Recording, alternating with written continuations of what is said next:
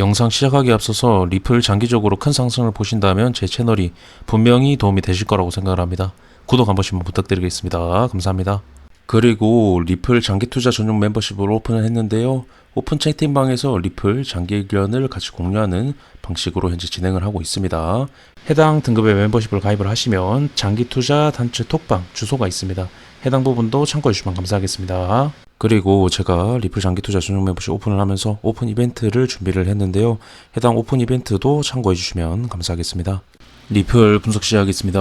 네, 일단 리플 금일 급등 추세, 일봉에서의 급등 추세 이탈이 나왔는데요. 제가 이전 영상에서 계속적으로 말씀을 드렸던 내용이죠. 급등 추세가 4시간 봉 그리고 12시간 봉, 일봉 이하의 봉들이 다 이탈이 나왔기 때문에 일봉도 이탈 가능성이 높다라는 관점 말씀을 드렸었죠. 그대로 이탈 나오면서 밑에서 봉 마감하고 금일 반등이 나오고 있는데, 중요하게 보셔야 될 점은 추세 이탈 이후에 반등이 나오는 이러한 부분은 제가 저항 확인 과정, 즉 갭에 대한 부분을 메꾸는 과정이라고 말씀을 드렸죠.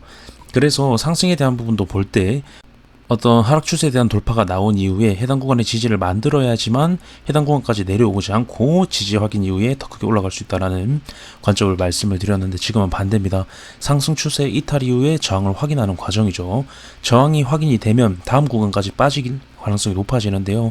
그 구간이 0.51달러에서 5위, 0.5달러 초반대입니다. 그 구간까지 열려있다라는 표현을 말씀을 드렸죠.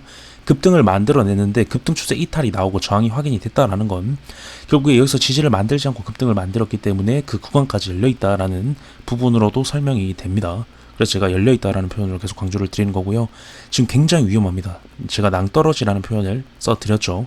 근데 지금 낭떠러지에서 이전에는 떨어지진 않았었는데 위험만 있었죠. 근데 지금은 떨어진 겁니다. 떨어진 게 확정이 난 거고요. 그래서 또 중요하게 바라보셔야 될 점은 어떤 추세에 대한 돌파나 이탈이 나왔을 때 그 추세에서 멀어지면 결국에 여기서 횡보 만들다가 다시 그 구간까지 올라갈 가능성이 높은데, 지금은 굉장히 근처에서 마감을 했다라는 겁니다. 그렇게 됐을 때는 이 상승 추세에 대한 저항을 빠르게 확인하고 하락할 가능성이 높다라는 겁니다. 굉장히 좋지 않은 형태의 부분, 하락 가능성을 굉장히 높이고 있는 부분이고요. 하락을 빨리 만들려는 부분도 됩니다. 저항을 빨리 확인하고 빠르게 하락을 시키려는 그림, 그 부분으로도 해석이 가능합니다. 일봉 MACD 보조지표 같은 경우도 잠깐 보겠습니다. 일단 이격이 굉장히 줄었죠. 이격이 줄었다라는 건 이제 방향성이 나올 가능성이 높고 변곡점이라는 뜻이 되는데요. 지금 급등 추세 이탈이 나왔고 열려있다라는 표현으로 말씀드렸죠. 결국에 이 방향성은 하방으로 본다라는 제 관점을 좀 말씀을 드리고 싶습니다. 보조지표 이렇게 좀 참고를 해주시고요. 그리고 추가적으로 이 급등 추세, 일봉상의 급등 추세가 어디에서 저항을 맞고 이런 식의 이탈이 나왔냐가 중요하죠. 결국에 수렴에 대한 하단부 되돌림 이후에 이런 식의 이탈이 나왔다라는 겁니다. 굉장히 중요한 부분이고요. 결국에 갭을 메운 이후에는 하락에 대한 부분이 나올 가능성이 높다라는 관점의 신뢰도를 그대로 보여주고 있는 움직임이라고도 말씀을 드릴 수가 있겠습니다. 그리고 제가 이 0.6364달러 상승이 나올 때 영상을 찍었었는데요.